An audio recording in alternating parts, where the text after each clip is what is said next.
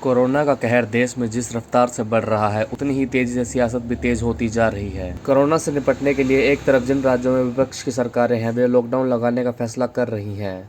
दिल्ली, महाराष्ट्र, राजस्थान और झारखंड जैसे गैर बीजेपी शासित राज्यों ने लॉकडाउन लगा दिया है। वहीं प्रधानमंत्री नरेंद्र मोदी ने राज्यों को लॉकडाउन लगाने से बचने की सलाह दी है, जिस पर बीजेपी शासित राज्य अमल करते हुए दिखाई दे रहे हैं। ऐसे में लॉकडाउन को लेकर मोदी बनाम विपक्ष की स्थिति पैदा हो गई है। देश भर से रिपोर्ट्स क्या आ रही हैं? हॉस्पिटल के बेड्स की कमी है, ऑक्सीजन की कमी है, रेमडेसिविर की कमी है, वेंटिलेटर्स की कमी है। सब जगह से यही रिपोर्ट्स आ रही हैं।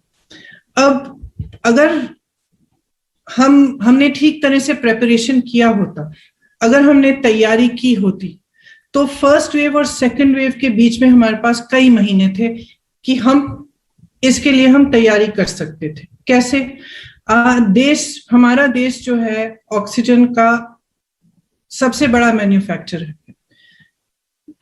India's production capacity for oxygen is one of the largest in the world. फिर ऑक्सीजन की कमी क्यों हो रही है? क्योंकि उसको ट्रांसपोर्ट करने की सुविधा नहीं बनाई गई है। आपके पास 8-9 महीने थे, आपको मालूम था, आपके अपने सीरो सर्वेस कह रहे थे कि एक सेकंड वेव आने वाली है, आपने उसको इग्नोर किया। आपके पास समय था, आप ये सुविधा बनवा सकते थे, वॉर फुटिंग पर करा सकते थे। आज स्थिति ये है कि हिंदुस्तान में मात्र 2000 ऐसी ट्रकें हैं जो ऑक्सीजन को ट्रांसपोर्ट कर सकती हैं। तो आप समझ सकते हैं कि कितनी बड़ी त्रासदी ये है कि देश में ऑक्सीजन उपलब्ध है, लेकिन जहां पहुंचना चाहिए वहां पहुंच नहीं पा रहा है। आप रेमडेसिविर को देखिए, रेमडेसिविर आज एक जना मांग रहा है, ढूंढ रहा है कि कहां से मिलेगी, कैसे मिलेगी। 1.1 million remdesivir injections were exported.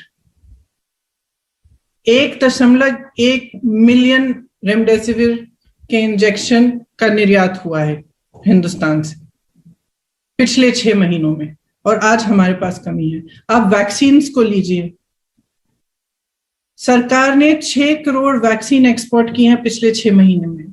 पिछले 6 महीने में नहीं, जनवरी से लेकर मार्च तक 6 करोड़ एक्सपोर्ट हुई हैं हमारे हिंदुस्तान से वैक्सीन। और उसी समय में 3 से 4 करोड़ हिंदुस्तानियों को वैक्सीन दी आपने। तो आपने हिंदुस्तानियों को पहले क्यों नहीं रखा? आपने उनको प्राथमिकता क्यों नहीं दी? अपने पीआर में आप पड़े रहे। और हमें हर रोज टीवी पे दिख रहा था कि मॉरिशस जा रही है, नेपाल जा रही है वैक्सीन।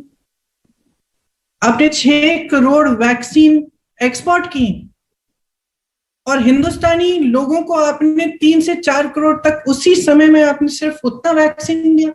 आज वैक्सीन की कमी है। तो वैक्सीन की कमी किस लिए हो रही है? Bad planning. रेमडेसिविर की कमी किस लिए है? बैड प्लानिंग या नो प्लानिंग।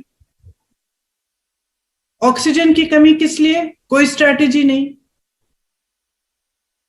बेड्स, आपको मालूम था कि ये दोबारा वेव आएगा, तो आप टेम्पररी बेड्स क्यों नहीं बनवाए? आपने अस्पतालों में सुविधा क्यों नहीं बढ़ाई?